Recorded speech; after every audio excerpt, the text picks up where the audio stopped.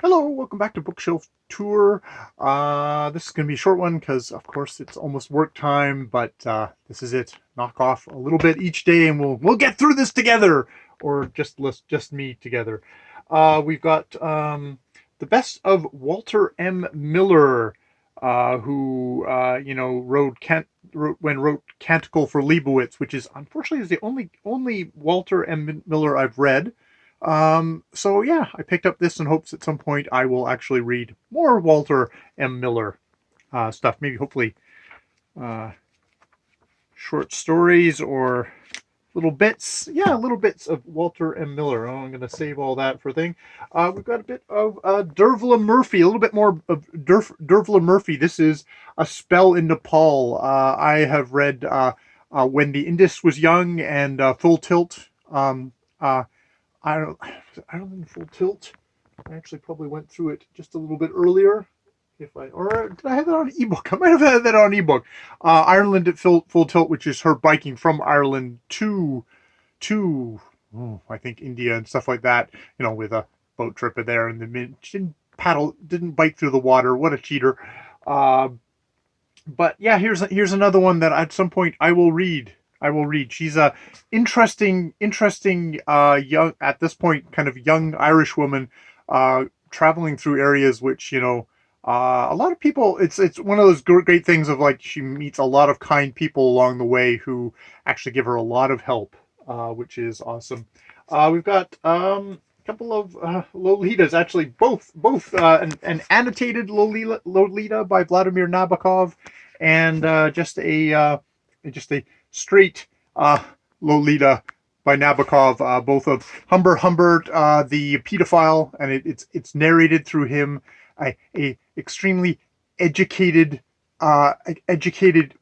English professor who kind of raises some the things of there's a lot of our literature that is kind of based on the love of very young women. Dante and his Beatrix comes to mind as a prime example there. So yeah, just the idea of love and how love has been used. Obsessive love has been used as a literary expression throughout the time. I do not think it is a book that takes Humbert's side at all. I think it is a portrayal of a fat, white, bloated monster spider who pulls poor Dolores into his web, and it destroys her. And it actually gives you a chance to actually you can peer through all of Humbert's beautiful prose, and you can see Lolita, you can see Dolores underneath. So yes, highly recommend.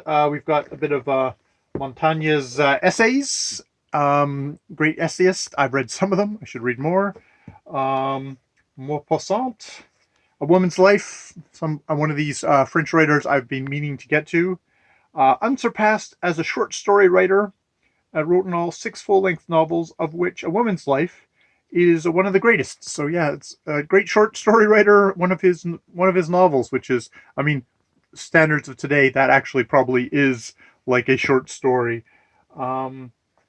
Cookie Mueller, walking through clear water in a pool painted black, which Cookie Mueller wrote like a lunatic Uncle Remus, spinning little stories from hell that will make any reader laugh out loud. From a quote from John Waters. I should get to this. One of these things of like she was someone who was more known as actually as an actress, as someone who was kind of the scene of, and I think Andy Warhol as well as John Waters.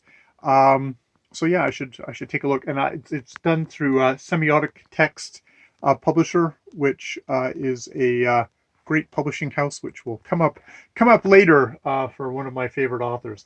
And here we'll finish off with more of my very young reading, and that is C.S. Lewis and his Narnia series. I've got here The Lion, the Witch, and the Wardrobe, The Magician's Nephew, Horse and His Boy, The Voyage of the Dawn Treader. I really remember disliking the final books, like the Final Judgment or whatever the books in that series. Early example of children's book that I felt betrayed me because I figured out, because I was not that super bright of a kid. It's like, hey, wait a minute, this is what's Christian allegory doing in my fantasy fiction? And that kind of irked me as a kid. Be interested to go back. I know that, as a older English writer, there's lots of things here of like how he treats his female characters, which is probably also irk me now.